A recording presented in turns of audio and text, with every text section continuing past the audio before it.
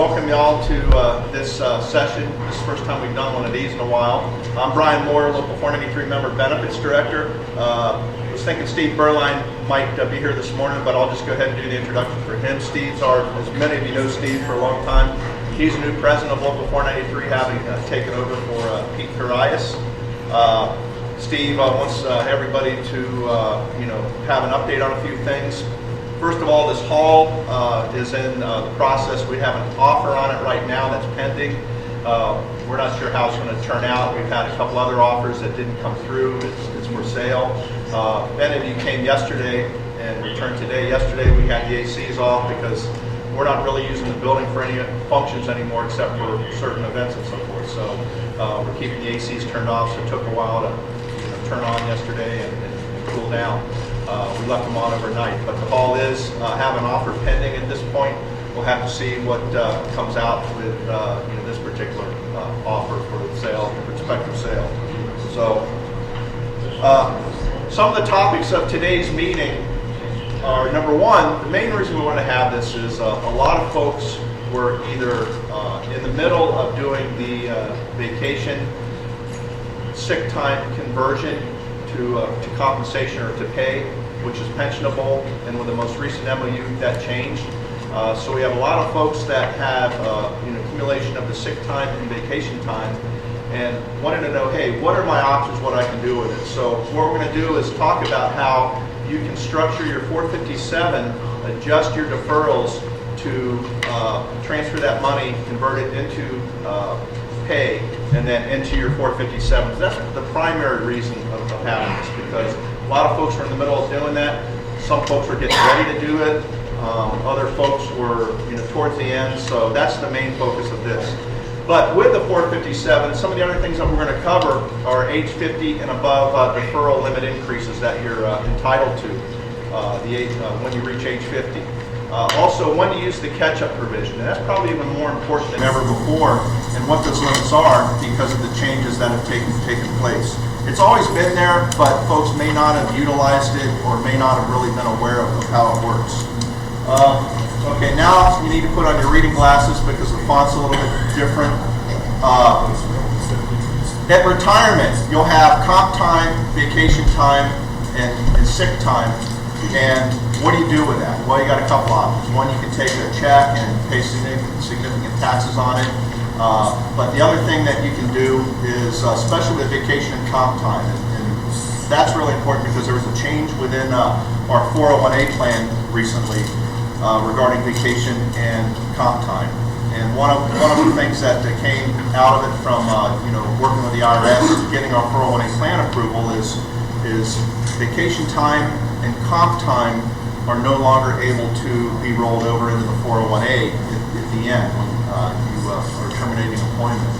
Now, you think back a few years, and we had basically 3 or 4 different scenarios. Years ago, when you left, you got paid out vacation time and sick time and comp time. You got a lump sum check, and you paid a lot of taxes on that. Then it went, when the 401A started, you then had the option of taking vacation, comp time, sick time, and deferring it into the 401A 457.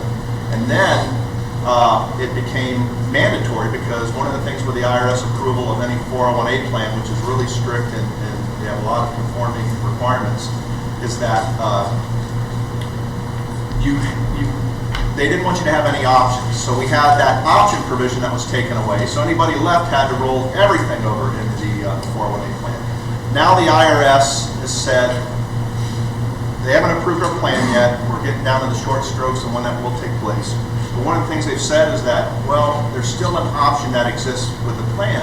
And that essentially is with the vacation versus sick time.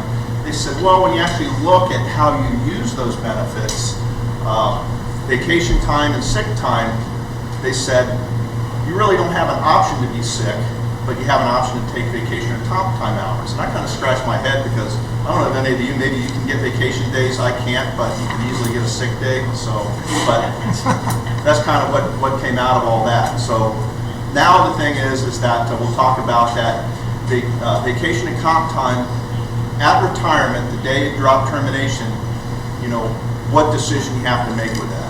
The other thing we're going to talk about is PEP plan, which is the post-employment health plan for those with less than 5 years on the job, is the easiest way to describe it as of August 1st, 2007. As you know, there's multiple tiers of members now, and we used to have one tier, everybody had the same benefits, but there's a few different tiers as it relates to the MERP, the PEP, even 3 tiers in the pension system now. So these educational sessions are even more important. But the PEP plan is really important for folks that fall into that particular category, because they're not going to get a MERP, they're not going to get the enhanced or internal MERP. And when you look at what healthcare premiums are for our retiree healthcare plan, they're in excess of $2,000 a month or thereabouts. So when you throw in the subsidies and the internal MERPs, those make a huge difference. And then the other thing at the very end, it's important that you stick around for this, is that I'm going to give you an update on the City of Phoenix Pension Reform Initiative and what its effect will be on Local 493 members if it's passed. And some things you need to know about that is that you're going to have to engage on this one. This is a major battle, and it was originally, you know, the folks that wrote this thing, it was kind of directed towards civilian employees in the civilian retirement system, but it's going to affect public safety as well, those folks that are in PRS. So we have to step up for this. It's going to be a major campaign. The polling has just been done over the last few days. I don't know what those results are, which is going to boil down to, hey, what the message is going to be on this particular issue, what message is going to be taken to the streets, and there's going to be an organized campaign on this. So everybody is going to need to engage on this, because as you'll see at the very end, it's going to affect active members and it's going to affect retirees. I guess just in essence, everything we're going to talk about today is going to go away if that passes, in short, but I'll cover this in more detail. So at this point, talk about a couple other issues right now. 401A changes to conform with the IRS issues, I kind of mentioned that. Definition of compensation, and another thing, separate checks. How many of you got a separate longevity check a few weeks ago? Okay. How many of you saw that your separate longevity check was greatly reduced from what you expected? Come on, I know I got a lot of phone calls on this, and so did a lot of other folks. For the first time ever, we've never seen this before, the longevity checks had your deferral taken out. Previously, it's never been done. We never got any kind of notice ahead of time this was going to take place. Some of the things that had to be done from the deferred comp, I said on the 457 401A deferred comp board. Some of the things that had to be done is some changes in our plan as far as the definition of compensation. I told you about the provision where we made an amendment that where vacation and comp time can no longer be paid out as part of the 401A. But there were some changes in the definition of compensation. So now from this point forward, what you need to be aware of is anytime you take a separate check for, say, a comp time cash out, or we're not going to get uniform anymore, we're not going to get a longevity lump sum check anymore. It's paid out monthly or bi-weekly. But anytime you take a separate check, there's going to be a withholding of your deferred comp deferral, or at least part of it. So you can get around that by making some adjustments ahead of time, and that's the other thing we'll talk about today. So if you're cashing out, say, something that you think you're going to get a $1,500 check, but you're doing $800 per check deferrals, you probably only need to see $700. But you can change that, fill out some forms, and there's a time limit associated, and they're very unforgiving. Payroll and HR are very unforgiving when it comes down to these particular time frames. So fill out the documentation, the forms ahead of time through Nationwide, and then they get submitted, and then ultimately the following paycheck you can resume your normal deferrals if you want to do it that way. So that's the only option we have. The one that we just had, the longevity check, was a surprise, but from going forward, that's the way it's going to be set up. Okay, got a few guests here I want to introduce today. First of all, I'll start with some folks from City HR. Mary Kyle, Deputy Director of City HR. If you'd like to stand, Mary, and introduce Susan for us. So Susan Coughlin is one of our newest benefits analysts, so she'll work on the DCP plan along with Dr. Michelle. So thank you guys for coming today. And Mary oversees all of our benefits, healthcare. I work with her closely. She's been a great ally for us in a number of different areas. She's worked with Pete and I on a host of different issues, been very helpful. Also on the healthcare end, and also overseeing the DCP and from the city HR perspective. So Mary, thanks for all the help that you provide us and assistance that you do from time to time. Next up, I'm going to introduce Bob Baker from Galloway Asset Management.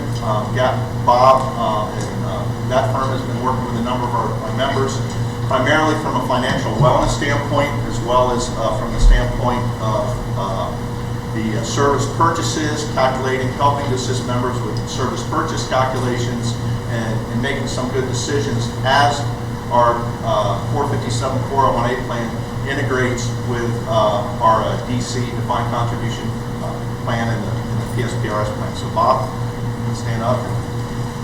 Bob will speak at the end here about some issues that they see. As I mentioned yesterday, I mean, you can wake up in the morning and say, hey, I'm going to go down to city retirement, fill out my papers, and either leave that day or the next day or the end of the month, or enter the drop. But if you take some steps and talk to some folks and do some planning, there's a number of things that you can do to maximize your benefits and make some good decisions and not face some significant tax consequences. So that's one of the other purposes of this particular education. One of the main speakers I want to talk about, introduce today, is Kevin Whitting. Kevin's going to speak here shortly about the steps that you need to take in filing the paperwork and submitting it in order to change your deferrals based upon the changes that are taking place. If you want to start a deferral, stop a deferral, increase it, decrease it, change it because of I told you about you want to take a separate check, but you don't want that deferral for your DCP taken out of it. Kevin will tell you how to do that, as well as the catch up, the age 15 and above deferrals, and all the specifics about our plan. And in the back we have Michelle Murphy, also from Nationwide. So many of you have met with Michelle from time to time for various issues regarding Nationwide. Did I get all of our guests? That's about that's right. So what we'll go ahead and we'll talk about that at the end. I got a lot to say. All right. So I guess what we'll do right now, I'm going to pass around a sign-in sheet. So if you guys wouldn't mind just signing in, your attendance today. This is pretty informal. So if you got any questions at any point on anything, just raise your hands. It's a participation type thing. We already got one, Todd. The deferral regarding the second or the separate check, the pay step collapse, pay step thing, is that fall into that category? The pay step thing. People that were shorted money on the Another issue, not related to today. So I can't really directly answer that one right now. Plus, it's in the grievance process right now, and it's escalating, ratcheting up, so I can't answer that one. No, I don't know. And if I did give you an answer, it wouldn't be entirely correct. So I can't answer that one, and but whole nother issue though. So, any other questions before we get over this? Yeah. Sometimes you have to take on a separate check if you're passing in 20 hours. I don't think so. I think you can still do it on one check, or you can also request a separate check. Mary, is that anything that comp time cash out for city employees? You got, that's a payroll question, probably. Okay, yeah, we can't really get an answer on that one, but typically it's been the same check, or if you specify a separate check. But just remember, if you do a separate check, that's where you're going to get hit with that deferral. So, okay. All right, so what I'm going to do is have Kevin start into his presentation now, where he's going to kind of go over the changes that we experienced. To help things out here, we have, at the end here, you'll be able to pick up a new MOU booklet, but there's a couple strings attached that I'll discuss at the end. But we'll read a couple provisions as Kevin gets started here. All right, we'll start with sick time. Effective July 1st, 2014 and thereafter, an employee who has accrued 1,286 hours or more of unused sick leave may elect to have 168 hours for a 56-hour member or 120 hours for a 40-hour unit member paid out in a lump sum. Any unit member may only elect to exercise this benefit 3 times in their career and not more than 1 time in the fiscal year. So this is the provision that replaced the annual or the monthly sick time accrual conversion that we had that was pensionable. So you can only do this 3 times in your career, and you have to have 1,286 hours of sick time, and you can only do the annual accrual, which is 168 hours. So is that calculated as straight time? It's probably going to be off your base hourly pay, or what? I'm sorry, not your base hourly pay. What your hourly pay rate is, same as it was before. Okay, that's sick leave? That's sick leave, okay? Because remember, what we had on the pensionability part of it that was pension spiking was, that monthly, you convert, once you had, I believe it was 2,400 hours, you could convert the monthly accrual, 14 hours, to hourly pay, and then that was considered pensionable. I see, so it's the same thing, you're just doing it. The same thing before, it's just being done, it's non-pensionable now, and 168 hours a year, so that's the change. Okay, now, the purpose is what we're going to do here is Kevin's going to tell you, for those folks that have those accumulations and got shut down in the middle of their, sellback or conversion. I don't really like calling it a sellback because it was really essentially a conversion to pay. Benefit was converted to pay, so we weren't selling back hours. You just were converting the accrual, the monthly accrual, to pay. But Kevin's going to tell you guys and girls how to convert that or transfer that over to your 457. Okay, the next provision is the vacation time provision.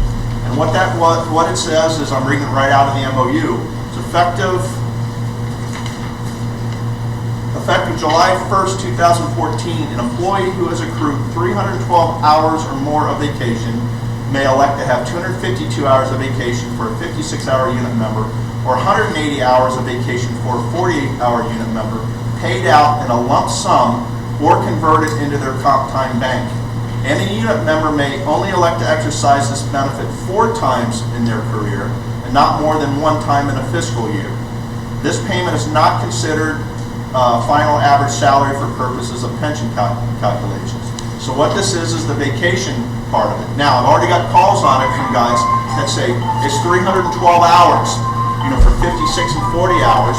Why is there not an adjustment for 40 hours? Well, the 312 hours is what it was previously for 40 hours. And it was, 480 something? Who was doing it? Who knows the numbers off the top of their head? 436 maybe? I don't know the numbers, but as a 56-hour person, you had to have 400 plus hours in order to get that amount paid out to you on a monthly basis. But now it's been adjusted to 312 hours. There was no adjustment to the 40-hour people, which is what it was all along. But it's 312 hours. If you have 312 hours of vacation time, you can exercise this provision. All right, so you can have converted in your comp time bank, or you can have it converted into pay and then have it set up so when it gets paid out, it goes into your deferral, but there's time limits and so forth that Kevin's going to talk about how to do it. So,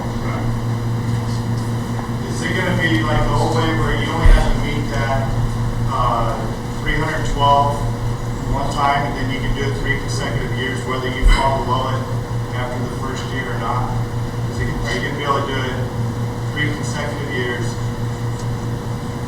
That's a good question, and the numbers and everything just kind of got ironed out within the last few weeks. So I can't specifically answer that one right now, but typically it was before, if you hit that threshold. Once you hit that threshold, then you could start the sell back. So I don't think there's any change in that, but I can't say for sure. Anybody in here who was doing the conversion prior to this taking place? Gordy, got anything to add? What was your perspective on that? Well, I think the question that I just heard, I think it did say, I saw some language saying that you have to meet those hours every time you elect Every to time do you this. re-up? So if you go below, say it's a 312, you have to build it back up in order to do it again. Do it again. Okay. Whereas That would be a change to the whole way. that's what I thought I read, but maybe they made some changes. Yeah, we'll confirm that. But in the meantime, today's focus is going to be on if you got those hours and you want to, defer them, or you want them paid out, hey, what are my options? Ryan, how does the max carryover affect this? Because, as you know, we're limited on how many hours we can carry over. If you want to sell 2 hours, what I'm just forgetting that is that you may have to pass that max carryover, maybe to sell the maximum. Is that been taken into consideration? Okay, Jose brought up a question about the max carryover issue, and every now and then I run into folks that have a max carryover issue, and I'm warning them, I'm going to turn you into friends helping friends if you got that much vacation time. Okay, all right, but bottom line is, we had an extension on our max carryover. One of the things is that we used to be able to do, it's frozen again for the next 2 years, that we could do a cash out, a couple times a year of accrued vacation time in a lump sum, but that's frozen for right now. So there is an extension in the cap, but once you get above that max carryover, you basically lose your benefit, that vacation time. However, as far as how it comes out to ultimately affect you, it may be that when we get that provision unfrozen at the end of this current contract, then you won't. There will be a reduction back to what it was before, and I don't have that number right off the top of my head. There will be a reduction back to the number before. Otherwise, and then anything in excess of that lower number you'll lose in the future. Mary? Here's the answer on comp time. So for comp time payout, this is from payroll. It says the goal is to have all of it paid on a regular check. The new self-service leave payout panels were designed to be paid on a regular check. So that's for comp time that you're asking to be paid for. It comes on a regular check. Comes on a regular check now? Yeah. Okay, so much for the second check provision that we used to have. So But you can still request it. I can't answer that for sure. I'm trying to do things through email, but she said it's intended to be paid on a regular check. we'll try to get that answer if you can't do the separate check at the end. Jose? And then another question. So everybody's been reset back to zero, correct? Yeah, you were in the middle of doing this provision before, the sellback conversion, monthly sellback for increased pay issues. You're starting over again. It doesn't matter if you just completed the third year. It doesn't matter if you're in year one, whatever it was. So everybody starts over and can exercise these provisions.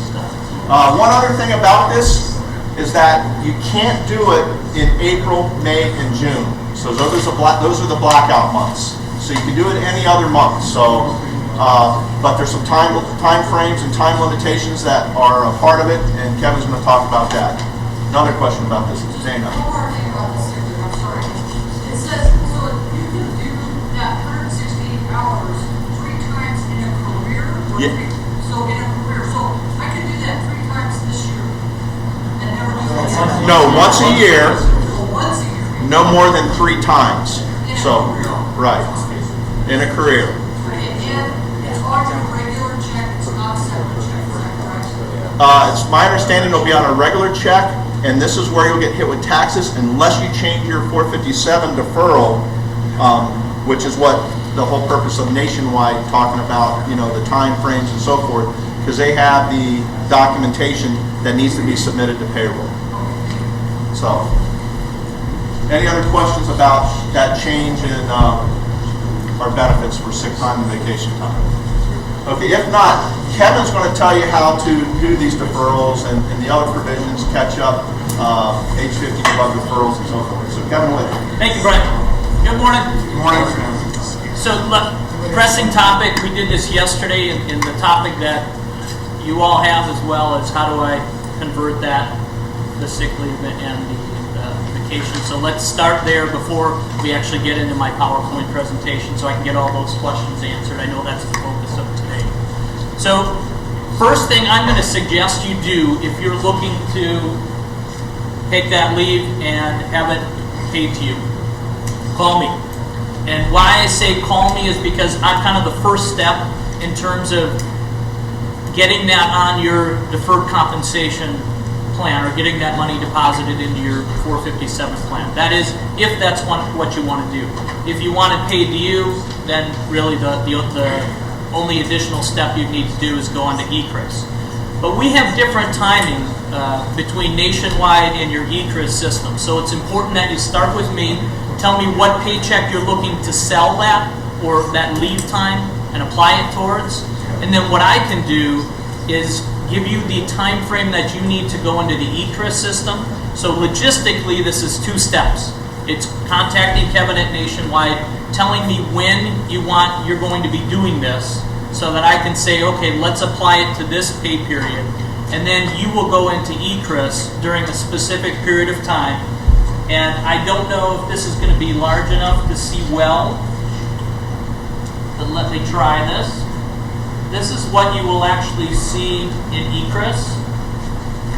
And it gives you some specific time frames when you would actually go into the ECRIS system to take that leave money and apply it towards your deferred comp or your check. And what you're going to see, because part of this is pretty difficult to see, so let me walk you through an example here. Let's just say that you had called me and told me you wanted to have this applied towards your August 22nd paycheck. What you can do is at 8 a.m. on August 8th, you can go into the ECRIS system, that's a Friday, and you can put in that request. You have to put that in between Friday, August 8th at 8 a.m. and Friday, August 15th by 5 p.m. to have that applied towards your August 22nd paycheck. So that's what I mean by there's 2 steps to this logistically. And the first one is communicating with me that you want to do this so that we make sure that we have enough time on our end to apply it to the right check, and also that you have enough time to go into ECRIS and make sure that we can coordinate that process together. Does that make sense? Because I know it's 2 steps, it's unusual from what you're used to, but that's really the 2 steps that we're going to need to do. All of you as you came in, you received a packet, and in that packet on the very front is my business card with my cell phone. Use that and call me so we can get this coordinated for you. I have about 5 or 6 firefighters that are doing this on the August 8th pay. So we're active, we're ready to go with this, and I coordinated it with them.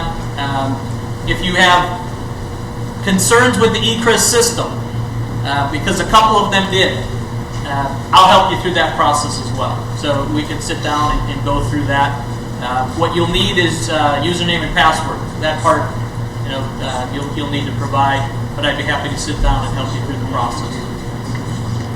So before we get into the actual PowerPoint presentation, this is the really critical aspect of today.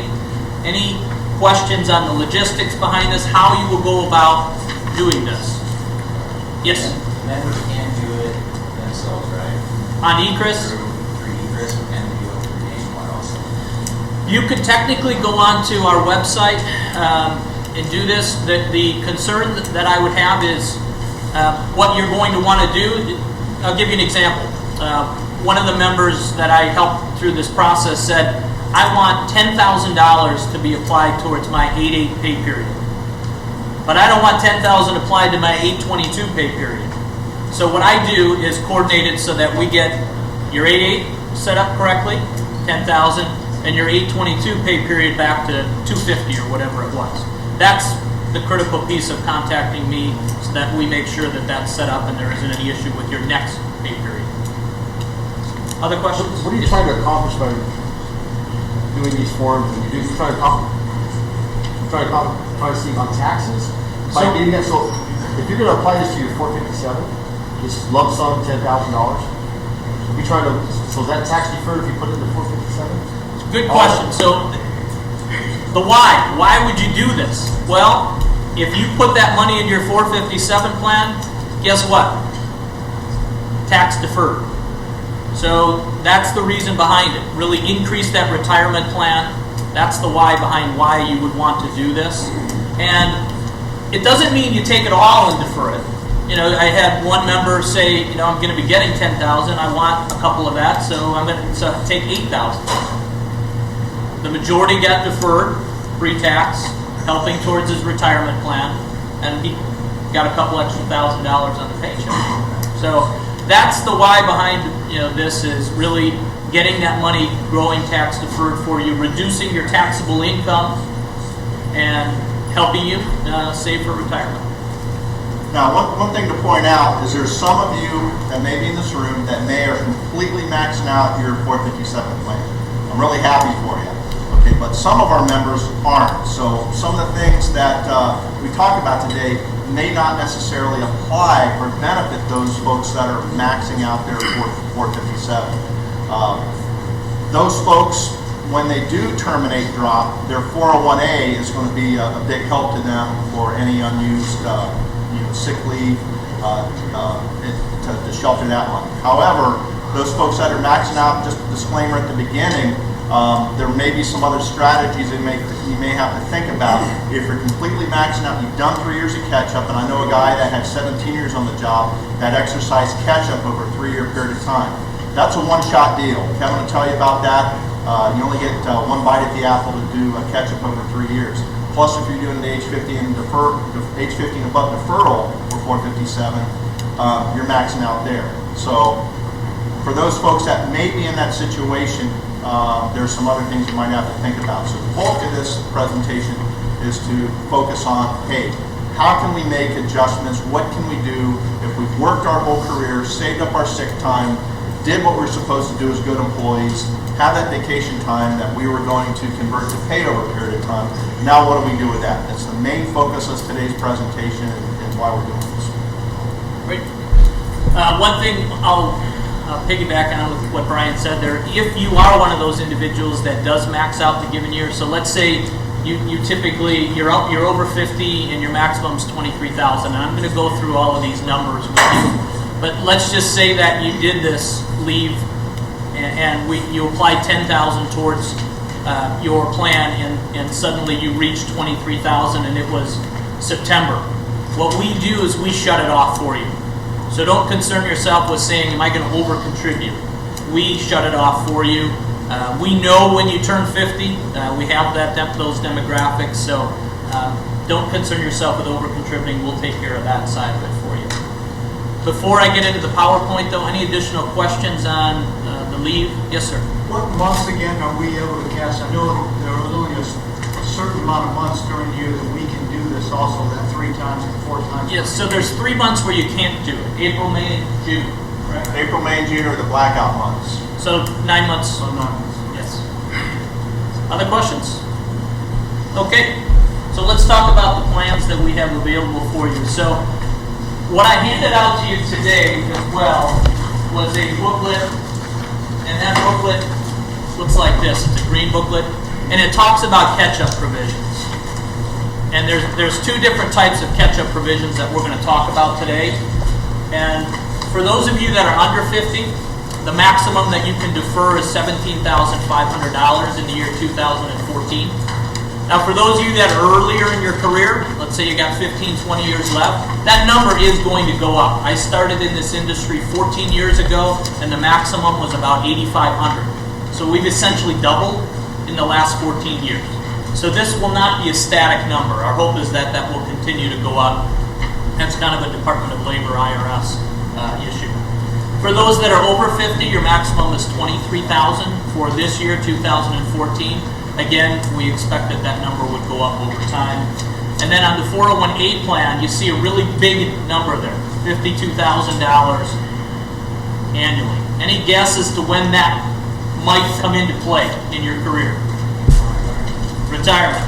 So we're going to talk about how that'll work at retirement, but that's essentially when you're going to be very happy that this is such a large number. During your career, it probably won't apply for most of you unless you're deferring a significant amount to that plan. So the 457 plan, the key here is that 3rd bullet point. There's no penalty for distributions taken after separation before age 59 and a half. So if you're fortunate enough to retire and you're 52 years old, fantastic. Whatever you've contributed to your 457 plan, whatever the city contributed to your 457 plan, is penalty-free withdrawal-wise. That is not the case for most plans. Most plans have an age restriction, so it's a really key piece to your plan that you have available for you. In terms of the 401A plan, the rules are a little bit different there. The rule states that you have to either be 59 and a half and separated service. That's the key with any type of distribution is you have to have separated service. But you have to be over 59 and a half to avoid that 10% penalty unless you'll be 55 or older in the year that you retire. So if you're 54, you retire in January and you turn 55 in December, that's fine, no problem.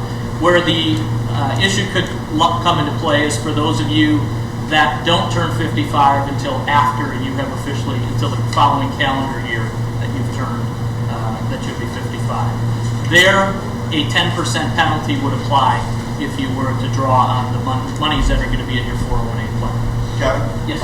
This goes to the point of when you decide you want to go into the drop, to talk to some folks to plan, because if you decide, hey, I'm going to enter the drop at age 48, and then you're going to terminate drop at 5 years later, 60 months, age 53, with a little bit more planning, you may have adjusted your drop termination date by maybe a couple of years so you don't fall in this trap. I run into folks from time to time that made that decision and ultimately end up with some unintended consequences that they really can't get around. So this is where planning is really important, because your drop date is irrevocable. You can't change that. The other thing too that goes along with what your 401A deferrals or what your 401A limits are also a big deal, because depending on when you set your drop termination date, if you set your drop termination date, say in the first 2 to 3 months of, say, the next calendar year, and you want to do the full 60 months, that may be to your detriment if you have a lot of sick time hours, because you can only fill up your 401A, and you'll talk about the limits in a minute, the 401A limits, to how much of compensation you've earned that year. Now, you do have an additional benefit, which is a little bit, Kevin will talk about how vacation time and comp time can increase your allowable deferrals. But I'd say the good rule of thumb is that if you're making, say, $5,000 a month, I'm going to make it real simple, and you're going to leave at the end of April or the end of March, that's $15,000. And if you have, say, $40,000 worth of sick time hours, okay, you can only put in $15,000, the amount that you've earned, $5,000 a month, into your 401A plan. So setting your drop termination date is also critical in your planning. Like I said, you can wake up in the morning and do whatever the hell you want, but in order to maximize your benefits, limit your tax consequences, do some planning. We have lots of resources. Thank you, Brian. So lean on me with those questions. Call me. I'm happy to come out to the station. Happy to meet with you at my office. It is important stuff. You want to make sure that you take full advantage of your opportunities in terms of the benefits that are available for you. Question? I just learned about that penalty the other day, like 52 to 59 and a half. How much do you have to have taken out of it before the government's going to tax you? Well, it's a 10% penalty on the amount that you're technically withdrawing. So if you were to withdraw $10,000, technically the IRS is going to say you owe us $1,000 in just pure penalty. Now taxes above and beyond that, again, I'm not a tax advisor, but taxable as ordinary income. So what does $10,000 do to your ordinary income? It'll increase it, and then it's really dependent on your taxable income outside of this $10,000, deductions that you have as well to determine what your taxable tax rate truly ends up being. But the 10% penalty is 10 on what I withdrew. Other questions so far? Yes?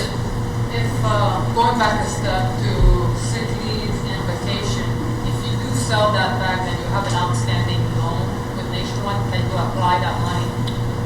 No? Yeah, the question is, could I apply the sick leave vacation if I'm taking that and having it paid out towards a loan, and that is not an option. With loans, the option is to pay it back in full via cashier's check or money order, or you have to stay that same schedule that you initially had created. Yes, sir. What happened with the $600 for the sellback, for your sick leave stuff, you still have to get that money, goes out back to the city if you're taking out your sick leave pay? Let me answer that one. Are you talking about at retirement when you leave? Yes. The tiers or thresholds still exist at termination of employment for termination of drop. So I'll have to look them up right off the top of my head. There's 3 tiers. If you have 600 and some hours, then 1,200 hours and 1,800, and then there's the 2,400 hours. So basically, at termination of employment, termination of drop, you know, you get paid 60% of all hours in excess of 2,400 hours. At 1,800 hours, there's like a deductible, and at 1,200 hours, there's a deductible. None of that changes.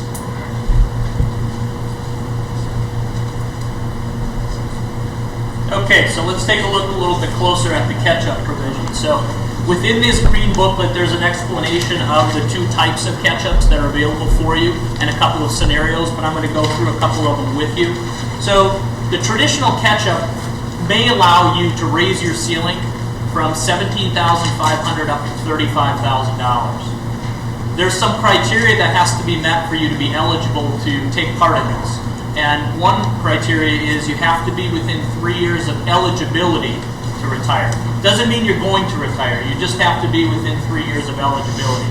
So for you in this room, if everyone is here sworn, it's basically 17 years that you have to have on to be eligible to look at this as a possibility.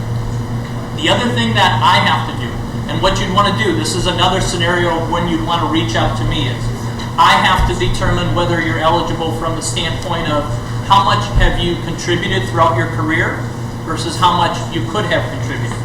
And what I mean by that is, let's say that you started in the year 1990. And in 1990, the IRS said that you could defer $5,000 into your 457 plan. And in that year, you chose to defer $2,000. In that year, that 1 year, I have found $3,000 that you have underutilized. What I need to do is find roughly $53,000 throughout your entire career that you've underutilized. So is this typically something that you'd be eligible for? Absolutely. 95% of those that have discussed this with me are eligible to do it. Those that are not are the ones that have done a fantastic job in their career. It means they basically maxed out throughout their entire career their contribution limits. But this is that's the process. So it would be reaching out to me, and I find out by putting in a request to the city's Human Resources Department to gather that data throughout your career. Important considerations as to when do I want to do this? Well, think about things like, you know, your life in general. Are the kids going to be done with school, so I've got college education out of the way and I'm going to free up a significant amount of money? That might be a time to consider doing this. Is the house paid off? The house going to be paid off in a few years. That's going to free up a significant amount of money. That might be a good time to be looking at this scenario. When do I typically see individuals do this? It's generally when they've entered drop. For Tier 1, as soon as you enter drop, what happens with your pension contribution? Gone. So now suddenly this year, this fiscal year, the contribution is 11.05.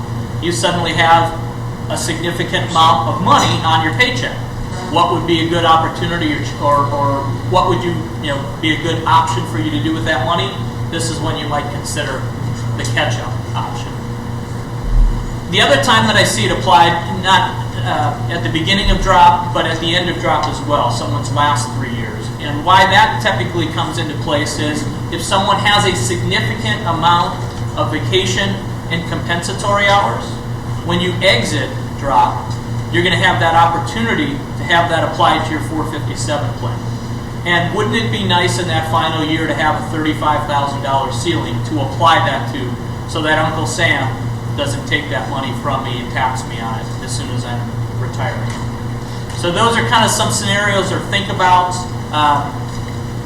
Call me, we can talk through that as well. Another reason to chat about when to do this. The 50 plus catch-up, that raises your ceiling from 17,500 up to 23,000. Nothing for you to do. In the year you turn 50, this happens. So we have the demographic file that says you're going to be turning 50. If you turn 50 in December, technically you could have started this increase up to 23,000 starting in January. So it's automatic for you.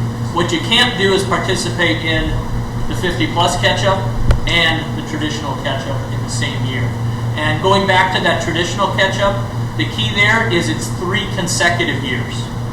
You can't pick and choose what 3 years that I want to apply this to. It's 3 consecutive years. So you want to be thinking about what 3 years am I really going to take the opportunity to maximize this option that I have in front of me and utilize it best. Now, do you have to do that? Let's say I enroll in this traditional catch-up. I know my ceiling is $35,000. Do I have to do that? Absolutely not. But if you don't utilize it, it goes away. Yes, sir. And I hear you say that if you're eligible for the traditional 457 catch-up, not the 50-plus one, I don't know how to do math, but let's say you do it from 47, 48, 49 because you're eligible for retirement. Could you then do this one back? The 50-plus catch-up. Yeah. So the question is, if I do the traditional catch-up, I'm 47, 48, 49. I do the 35,000. The next year, could I participate in the age 50-plus? Yes, you could. So if that works out, that is the perfect scenario. Of being able to maximize these major contribution limits. So yes, once you're done with that 3-year time frame, if you're over 50, you'll be able to participate in the 50-plus. Brian, were you going to? So no one has a crystal ball about how things are going to be, what we're faced with today. But I told you before we had a member that in our normal retirement age in public safety for Tier 1 guys, there's 3 tiers in the pension system right now. Haves, kind of haves, and have-nots. And that's just the real simple analogy. Tier 1 are folks that make no contributions during the time that they're in the drop. Tier 2, and they have a fixed interest rate, which is based upon the assumed earnings rate of the fund, which I think is 7.75% right now. Tier 2 are those that had less than 20 years of service in public safety as of January 2012, and those folks pay contributions during the time that they're in the drop, but they get a refund at the end of their drop termination. In addition, their interest rate varies on a 7-year smoothing of what the fund return has been, so different interest rate. Tier 3 are those hired after January 1st, 2012. They have no drop, and they have to work 25 years before they retire. So Tier 1 and Tier 2 normal retirement age is 20 years. Tier 3 normal retirement age is 25 years of service. So to get into catch-up, I know a member that got into catch-up when he had 17 years of service. And he thought, hey, I have the money to shelter at the time. He was a single successful guy. So he did his 3 years of catch-up at the time. Hindsight being 2020, now probably would have been the best time as he enters his last 3 years of drop. But it's an individual situation depending on what's going to work for you. So planning and talking to folks is critical. Is there a limit on the 50-plus? Is there a 3-year limit on that as well? On the 50-plus, you can continue to do the 23,000 each calendar year, and I would expect that number will go up over time. So I'm 50, I can do 23,000. I'm 51, 23,000, and so forth. Other questions on catch-up? Yes, sir. Can those years that you're doing the catch-up, can they go into your drop years? Like, can you start that 2 years before you enter the drop? Certainly. Oh yeah, the drop is completely independent of this benefit. That's just like the drop is completely independent of any other City of Phoenix benefit because it's part of our state retirement plan that we're in. So completely independent. Other catch-up? With that Tier 1, is that fixed? Is that 7 years fixed? Well, it only changes when the Board of Trustees votes to adjust the interest rate. The question is the rate fixed for folks that are in Tier 1 of the pension system? And the answer is that the rate is based upon, under the law that was established when the drop was created, that Tier 1 members fall under whatever the assumed earnings rate is. So if the Board of Trustees of the pension system say, we're going to create this, or lower the assumed earnings rate to 4%, then it would drop as well to 4%. So it's not variable. It doesn't fluctuate like it does for Tier 2. If you're Tier 2 and you get that refund at the end, can you roll that in working to 7 or 4 months? Probably not, because that is something separate from, it's not compensation. It's not coming from the city, so I would say no. Is that tax? Let's see, your pension contributions are going in. No, it's going on a pre-tax basis. No, it's not tax. It would be taxed if you had it paid out. It's almost like drop money. You know, you got to roll your drop account into a self-directed IRA or some investment vehicle, or else it's going to be taxed. And we'll touch on that briefly. Bob Baker will touch on that a little bit at the end. But you got 30 days from the time that you terminate employment to do something with that drop account money. Otherwise, they're going to write you a check, and you're going to be in a stratospheric tax bracket. Then the Republican National Committee is going to be contacting you to get your donor, because they're going to think you own a corporation, or want to limit worker benefits and unions and so on. My wife doesn't know about this money, but I just learned about it, so I'm trying to figure out what to do with my Right, I see the gears turning here. A lot of creative savings plans being worked on. Okay, let's switch gears to the 401A plan. So the 401A plan has three components to it. We're really not going to focus on the third, the supplemental component, because that's really for new hires. But you have the sick leave payout, special pay, that is mandatory at retirement. We'll talk about how that process is going to work. And then your fringe benefits. So for those of you that are Unit 5, the contribution limit for the fiscal year of July 13 through June 30th of 14, your contribution rate was 5%.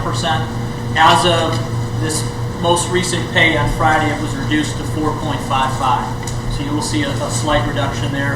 And then fiscal year next year, I believe another half a point, quarter point. Yeah, that was part of the concessions in our negotiations, which was a reduction in the fringe in order to not affect our pay. So everybody's clear on that we did take a reduction in the city's contribution to our 401A plan. It used to be the fringe went into our 457 plan, but now in the last several years it's gone to the 401A plan. So slight reduction. Slight reduction on the 401A side of things. Just to revisit the 401A rules when you do retire again. So the 401A plan states that when you draw on those funds, you either have to separate service, again you have to be over 59 and a half to avoid that 10% penalty, or you have to be 55 or older in the year that you exited or retired officially.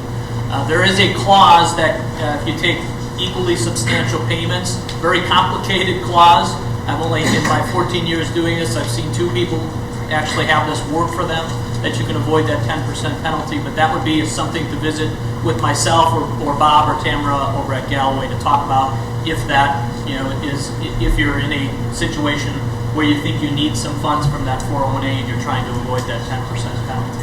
The term is called equally substantial payments, if you're interested in looking into it. As far as the sick leave and how that process will work. So there was a change on this that Brian mentioned earlier. So compensation changed a little bit in terms of how it was looked at. So prior to April 1, compensation included wages.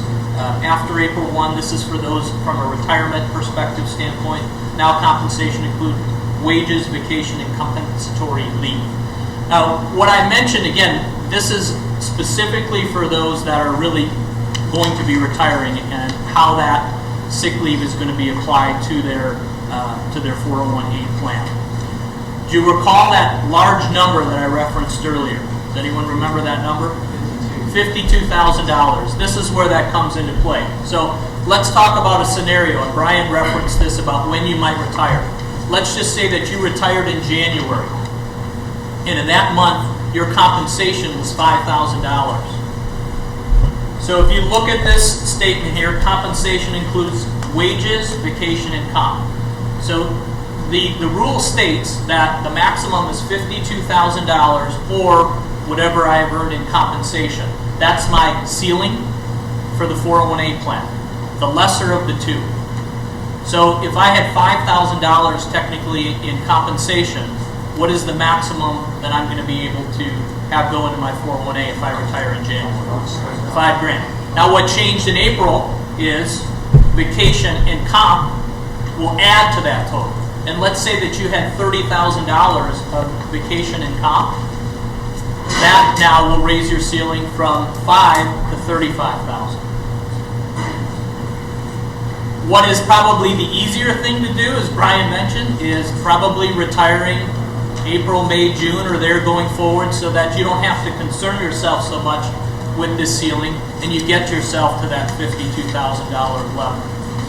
Historically, most of our members have selected a drop termination date that was usually at the end of May. That's why we see a flood of guys leave at the end of May for two main reasons. The number one reason was previously there was the escalator benefit, which unfortunately is coming back, and I'll tell you some negative aspects of that. But to qualify for that pension escalator benefit the following year. But the second reason was what? What do we usually get? Longevity. It's longevity. So most of our members either left at the end of May or the end of January. Now we had some other folks that selected obscure dates like in January or February, and they ran into a brick wall when they realized that they had a lot of leave to convert, but the 401A limitations prevented them from deferring that money into there, and they got hit with big tax bills. So once again, planning is key to any decision you're going to make, seeking out these resources. So one of the positives that came out in those discussions with the IRS, and Ryan can attest to this, is the ability to have compensation include vacation and compensatory leave, because it essentially raised that ceiling for you. Now what we've talked about here though is specifically sick, and as you can see there it says is automatic. You can call it automatic, you can call it mandatory, whatever you'd like to refer to it as. But sick is going to go into that 401A bucket up to that maximum level. And if you fill it and you don't have any additional sick, then that's the extent of what's going to happen. Vacation and compensatory hours, a little bit different. And actually, let me take a step back. So if you have additional sick and you filled up that 401A bucket, and think of it as two buckets. I've got my 401A bucket, that's this $52,000 bucket, or depending on comp, and I've got this 457 bucket. If I filled this bucket up, this 401A bucket, and I still have additional hours, we're going to look at bucket 457. And if there's room there, that's where that additional sick, those hours are going to go into, that value. And what are the limits there on the 457 side of things? 17.5 if you're under 50, 23,000 if you're over, 35,000 if you're in that traditional catch-up. So that's kind of the flow of how that sick is going to work. 401A, if you reach the ceiling, then we're going to look at bucket 2, 457B, and that's where those funds are going to go. Questions on that before we get into vacation and comp? Okay, let's talk about vacation and comp, and before I even get into that as well, let me reference one additional thing. If it turns out that you filled up your 401A bucket and your 457 bucket, we actually have a form that you sign, and I'm going to go through the specific deadlines on this, but you have to fill out this form by the 18th of the month prior to retiring. So if you were leaving in November, you'd have to fill out this form by October 18th and submit it to me, telling me whether you want to potentially do what we call a circular calculation. If you have excess sick that didn't get into you filled up your 401A, you filled up your 457, and you even have more, there'll be an opportunity to potentially get some of that additional sick put into your 457 plan, what we call a second time around. Or not only that, if you're not even faced with that situation, maybe you're going to cover this, but you have vacation and some comp time left over that you want to defer, you don't want to get paid out, you can set this up to defer that increased amount that you're going to be getting into the 457 subject to these limits. So that's the other part of this deal here, how you can do that. That's 1 month before retirement? Yes, so if you're leaving in November, you'd want to fill that form out with me by the 18th of the month prior, which is referenced on the bottom. How much in advance can you fill that out if you know that's... If you know what your date's going to be, you can get it to me a few months prior. This is critical. Payroll is very unforgiving. Okay, now I've dealt with a lot of issues, for members on a lot of different subjects on payroll. They're very unforgiving. So please pay attention to these dates. If you want to do this, if you decide like 2 weeks before you're leaving, oh, I didn't sign these documents, it's going to be too late. So it's really important that you plan at least a couple months ahead of time, and you meet with Kevin or a nationwide rep to have the appropriate documents filled out, or otherwise you're going to be faced with taxes you didn't really need to pay.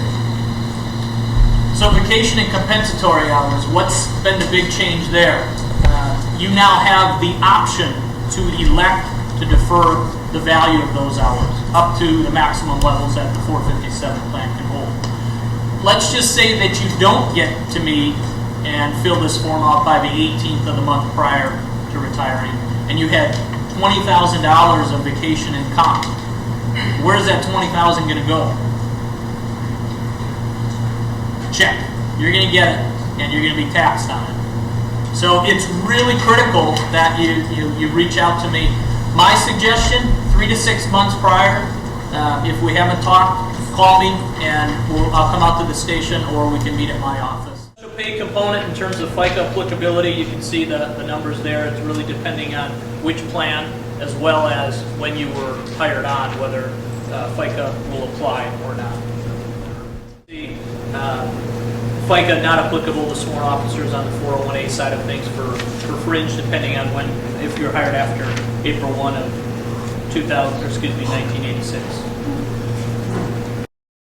No other questions? I'm going to invite Bob Baker, Mike Galloway, and Tamara up here to say a few words and talk about some of the things that they've encountered in the course of retirement planning and some of their observations. I'm just going to talk for about 5 minutes, so I won't be long, and then Bob's going to drill down on just a couple issues.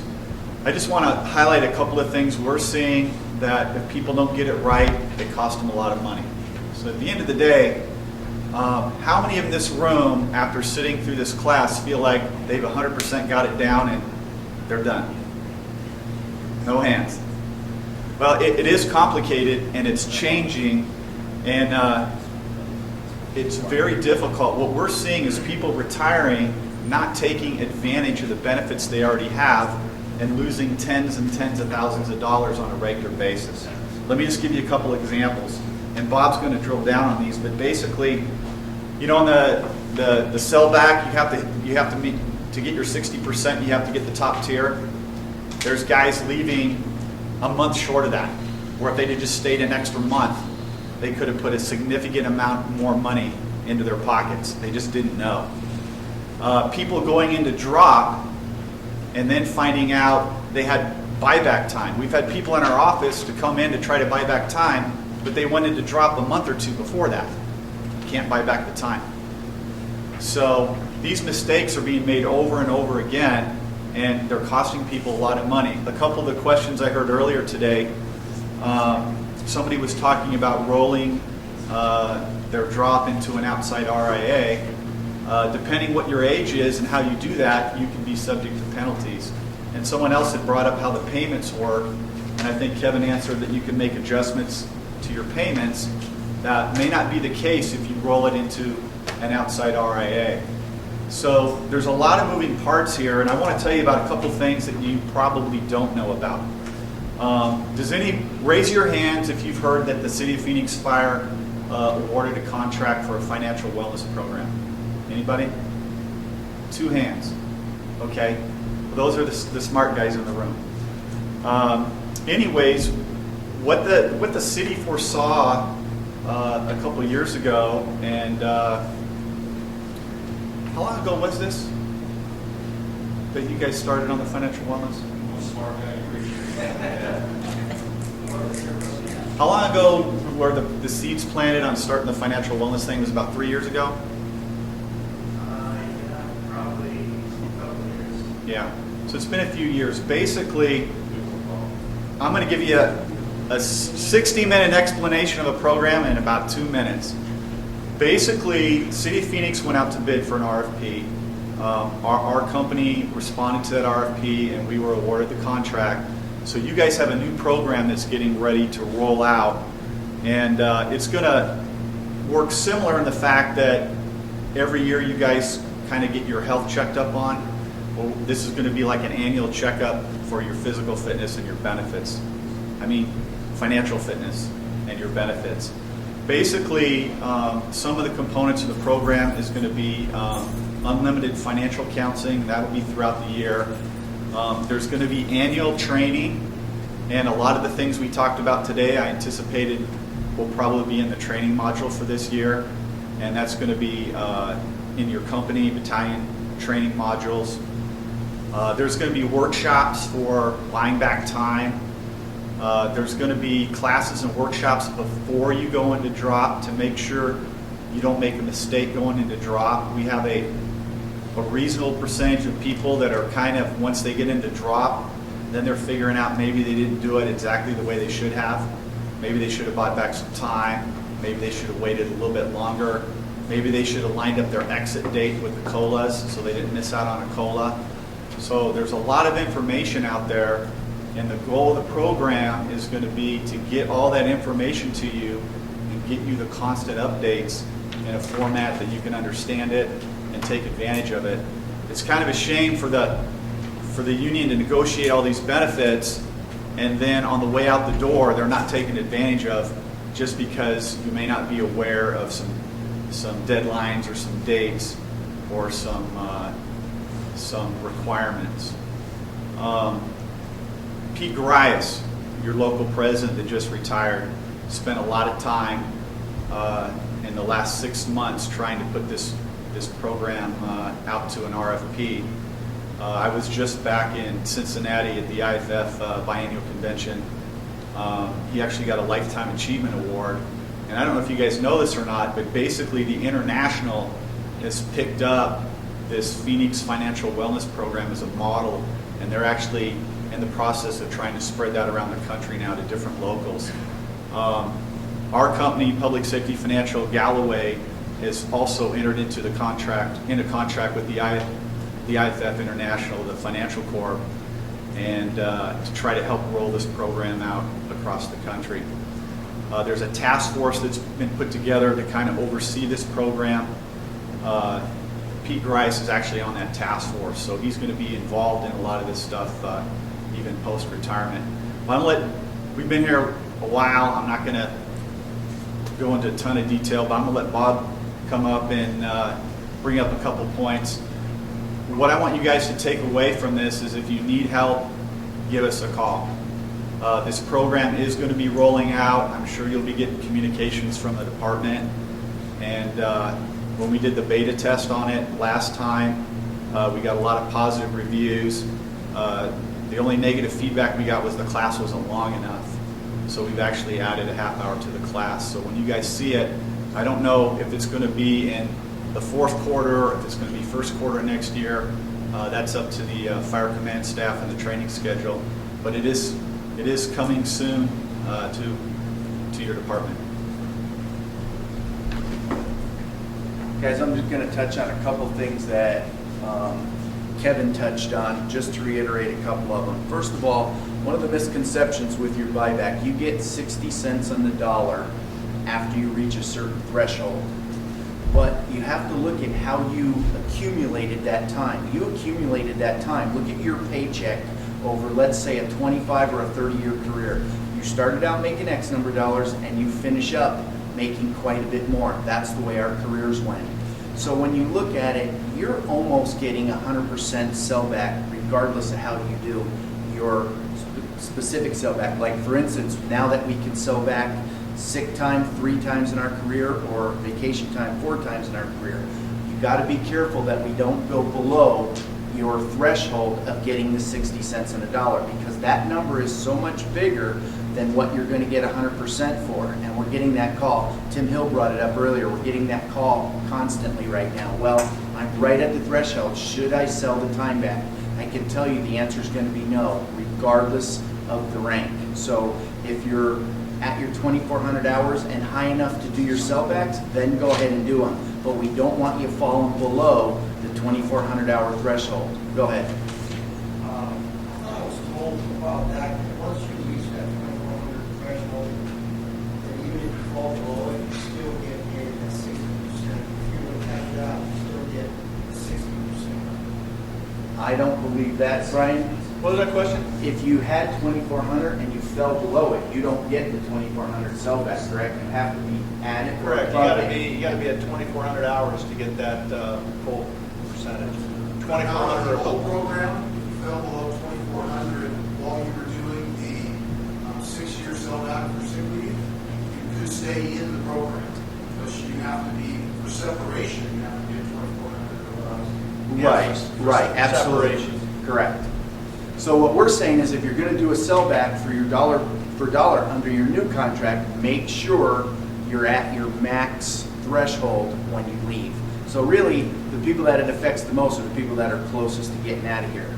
The second thing, the buybacks. We have a different philosophy on the buybacks than you're going to hear from certain other people. If you're single and planning on staying single when you retire, or you're in a domestic partner relationship, we want to very much look at those sellbacks. If you're in a domestic partner relationship, there's no spousal benefit to that. So if you're spending $150,000 to buy back time, it concerns you. You may want the money on the nest egg side. Same thing if you're single. If you're single, you have nobody, you have no 80% spousal benefit, we need to look at those numbers and let you decide what you want to do with the pension. And one of the things that somebody brought up was moving your money out of the plan when you leave, and you got an explanation, a very good one. I just want to touch on it for 1 minute. If you've never been involved in an RFP, you're out to bid right now for the City of Phoenix for a deferred comp provider, okay? You have $1.6 billion in your deferred comp plan. Every major deferred comp provider in the country wants to be in the City of Phoenix, so they're all here bidding. You have a consultant here that's going to look at these different bids. You have a deferred comp committee that you have fire representation on. The PD has representation on it. The city does. The consultant's going to look at these bids and decide which is the best bid. It's then going to go to the committee to also have their 2 cents in it. I tell you this because if you're looking to leave the plan, Brian brought up a couple people that you're going to get emails from. Be very careful if you're leaving the power base that you have inside your city plan. That's why for any of you, and we have several of you in here as clients, we don't pull you out of your city benefit plan. We want you in there. We just scoot you over to the Schwab platform. A lot of these guys are going to pull you out of your city plan and compartmentalize you in their firm, all by yourself. Everybody in this room knows there's not a lot we can do on our own, but there's a lot we can do together. There's power inside that city plan. Make sure you know where you're going if you're going to leave the city plan. And with that said, we're going to cover all this stuff in depth when we come through fire and do your wellness training, so we'll leave it to that. Thanks, guys. If I can say anything relative to this, it's what Brian just talked about, what we refer to as the vacuum cleaner salesman is really, really important. Everybody out there wants to get their hands on your deferred comp money and on your drop money. And with the systems that Brian and the local have worked on for a long time to make sure that we get the best bang for our buck through our deferred comp system and then Galloway Public Safety Management managing our money is absolutely the best deal that you're going to get. You want to keep as much of your own money as you can, right? And you want to lose as little of it as possible through fees and churning and grinding and changing investments and all those things that those vacuum cleaner salesmen want to do. So this is very important. And thanks, Brian, for putting this together. Okay, thanks, Tim. I think it's prop number 487. So up here you see a wonderful picture of Councilman Sal DeCiccio and a guy by the name of Stephen Moore. Spelled the same as my last name, but no relation. He came from the dark side of my family. If there is some kind of history or ancestry there. But anyway, he's an economist, and he is also tied in with the Heritage Foundation, which has provided a lot of funding to the Free Enterprise Club, which has driven this pension reform initiative with out-of-state people and out-of-state money. The initiative is written, and it's poorly written. There's a preamble at the top that says it's not going to impact police or firefighters. That's bullshit, because the text of the amendment, the specific things in the amendment, take out certain provisions. Now, I know some of you read the newspaper, and I know some of you watch TV, and some of you have seen his sound bites, even his Facebook page. even his comments in the paper from Sal. How many of you have seen Sal rant and rave about employees are in 2 retirement plans? All right, that's what he says. So he's taken the view that a 457 and a 401A plan are a separate retirement plan. Okay, Bob, Mike, thanks, Kevin. Does anybody have any other questions or comments? Okay, as an additional value today, I have brought with me a box of the new MOUs. Now, to get an MOU, you need 2 things. One, you need a good pair of reading glasses because somebody made the font really, really small. Okay, but the second thing you need to do, you need to fill out a vacation donation form for the 8.5 hours that we need as far as for the union release time that we're doing. So I know some of you may have already done it. A number of you may not have had that opportunity. So to get your MOU, I need to have a union release form filled out for you. Plus, you have to show me that you have a good pair of reading glasses. So you come up at the end. Does anybody else have anything that they would have liked to have seen presented in this? Because the main issue here was to educate folks on what they can do in regards to the change in the sellback or conversion is how I always like to call it, of sick time and vacation time to compensation that was pensionable. That was the main focus of this, plus to educate folks on the 457 401A plan. How would that initiative, if it's passed, how would that affect the retirement of us guys who are like ready to drop or in the drop, beginning to drop? How is that going to affect us in that sense if it passes? Well, based on what the city's lawyers have told us, is they will not be able to pay out anything into the 457 or 401A plan. So whatever provisions you have for accumulated leave, vacation, sick time, and so forth, it'll be paid out directly to you in one big check that you'll pay dearly in taxes. But they'll still contribute to public safety? Well, one of the things that we've also heard is that new hires would be ineligible to be in public safety. That's one other spin that we've heard out of this. Cities will still have to contribute because they have to contribute to the brokers to still fund those. No, for any new hires in COPERS is what the intent of the initiative was, but it was so poorly written that the city attorneys feel that it also would impact new police officers and new firefighters hired after the passage of this. The effective date of when it would go in is that they would not be in the public safety retirement system. Would have no death benefits. They would have no survivor benefits for the family, no accidental disability benefits, nothing. Whatever they pass away, it'd be like the rural metro guys. Whatever they pass away with is what's in their employer contribution account. Nothing else. It's bad. Hey, I'll start over here. Sorry. Go ahead, Pat. I think one, since I've already got to the end of the drop, that maybe just to help people that haven't gotten the drop, that haven't gone down and talked to the city people at the retirement, maybe have a representative come down just and kind of hear their spill of the day I went down and signed my paper. Listen to their all their requirements and stuff like that, and just kind of get them prepared to what's going to happen when they do walk out. Because it was just like one of those, it was kind of like a surprise. You had a bunch of people in there, cops and fire, and they were talking 300 miles an hour. And it was just probably benefit some people to understand what's going to come up. I'm a one-man show. I ride a truck like everybody else here in this room. Ideally, what I would like to do is anytime somebody goes down to the city office when they go to sign up for drop, and then when they have the drop exit meeting, is they come visit with us, because there's certain provisions that as public safety folks, we enjoy even more so than PD, because we've got our own trust that pays out that $200 a month stipend.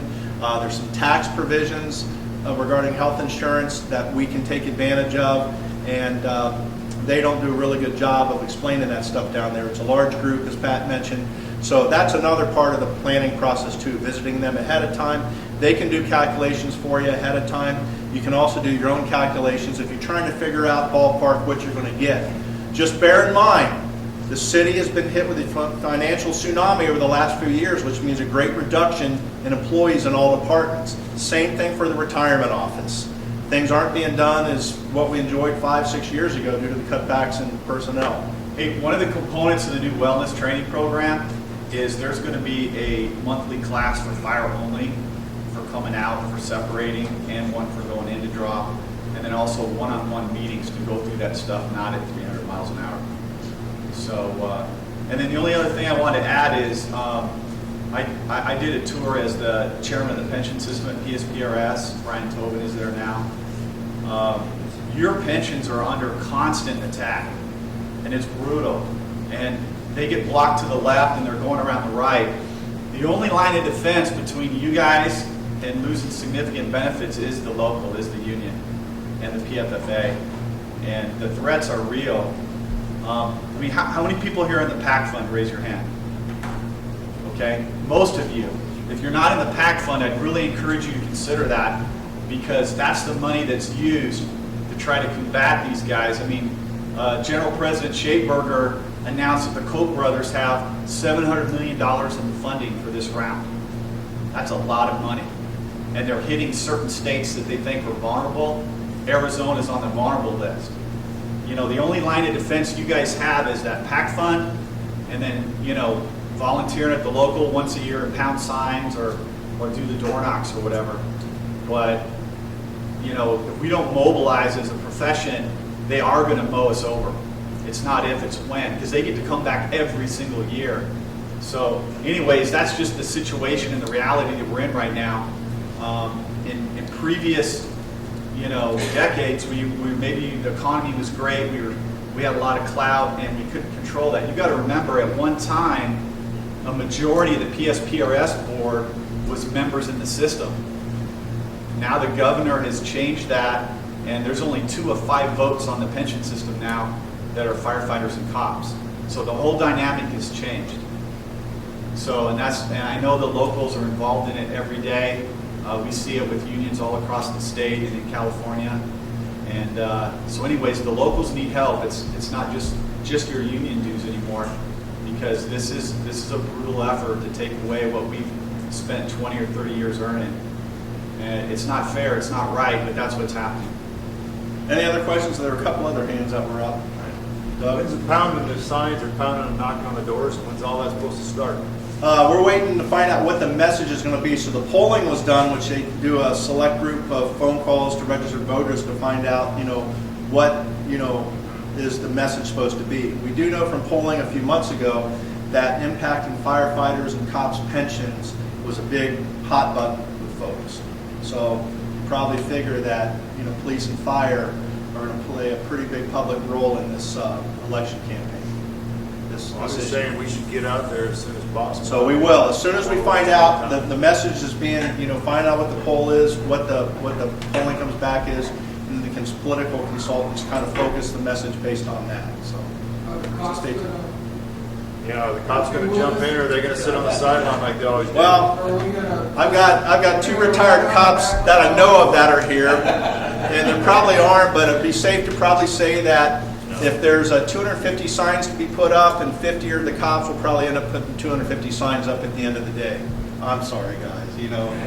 PJ sent out a message this last week that said every Saturday, here on out, to the election cycle, plan on walking. Yeah. So thank you, Bill. That may be. That's another thing. Every Saturday we're walking for city council candidates, legislative candidates around the valley. So we encourage you at 9 o'clock at the union office to turn out, and that'll probably roll into this pension initiative thing once the messaging gets out. If you're not signed up for the local 493 members Facebook page and you do Facebook, do so, because a lot of good, timely, up-to-date information comes out on that. That's one of the methods. A phone app's being developed. If we don't have your email, we need to have your email. Call the office and give them your email, because timely, pertinent information comes out there that we can't send out on the city email. Hey, Brian, can I mention one more thing? How many of you have heard of the IFF mobile app now? How many of you got it on your phone? Okay, The IFF has a mobile app you can download for your smartphones now, and they're going to start plugging into locals and let them sending out local messages. It was rolled out in Cincinnati just a couple weeks ago. So one of the things they're trying to do is start delivering the messages real time with smartphones. So that might be something to look at, is get everybody up on that system. Okay, is there anything that wasn't covered today that you guys think would be pertinent for in the future? Okay, everybody felt that this was, I'm not doing surveys because I would just throw away the bad responses anyway, but Sean? Okay, that app you're talking about, is that the IAFF frontline or? You know, they just rolled it out at convention. I was at convention, they rolled it out. I haven't downloaded it, but you're supposed to be able to go to the website and download a mobile phone app. Or I think try one of those Google Marketplace, or the other one is whatever, the iPhone one version of it.